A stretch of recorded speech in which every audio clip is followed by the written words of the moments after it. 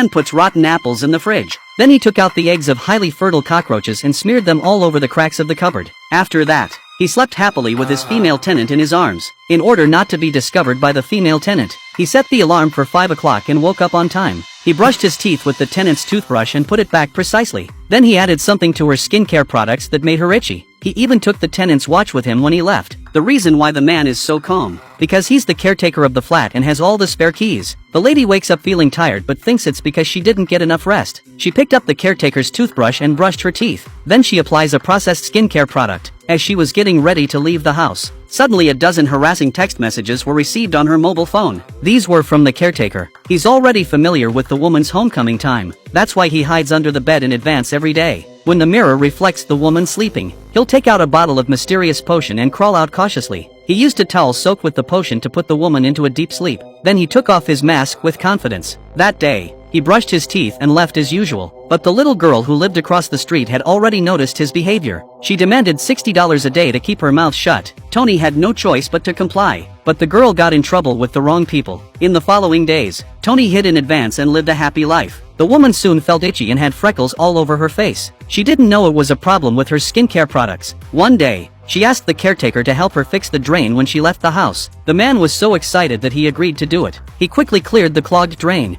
Then he took out the woman's watch and put it in the water to destroy it. Finally, he left a note saying he found it in the sewer. By nightfall, he arrived early at the woman's house and skillfully hid under the bed. The woman often talked to her boyfriend on the phone. This also allowed Tony to get information about the female tenant's life. Soon another week passed. The woman's condition deteriorated and she began to walk shakily. She suffered from headaches from time to time. But what was even more frightening, the cockroach eggs had completely hatched. The woman saw the cockroaches and quickly ran out of the bathroom. She was looking for her mobile phone to ask for help, but the desktop was also covered with cockroaches. The woman panicked and went downstairs to seek help from the caretaker. Tony was so happy to see this. The woman asked him to go into her room to get a dress. He pretended not to hear her. In the living room, she saw the cockroaches and kept calling out. Inside, Tony was thrilled to hear it. He slowly took out the dress and shoes and gave them to the tenant. At first Tony said, "I think you bought some rotten fruit and that's why there are so many cockroaches in the house." The woman said she was going to her mom's house for a few days and needed Tony's help to clean all the rooms. But at that moment, a little girl from the neighborhood came out and found out what was going on in the woman's house. She approached Tony the next day and demanded that the $60 per day be increased to $100 per day. "If you dare not agree, you will call the police to deal with it." Tony had no choice but to agree again. Immediately after, Tony began to deworming action. He threw away all the skincare products in the house,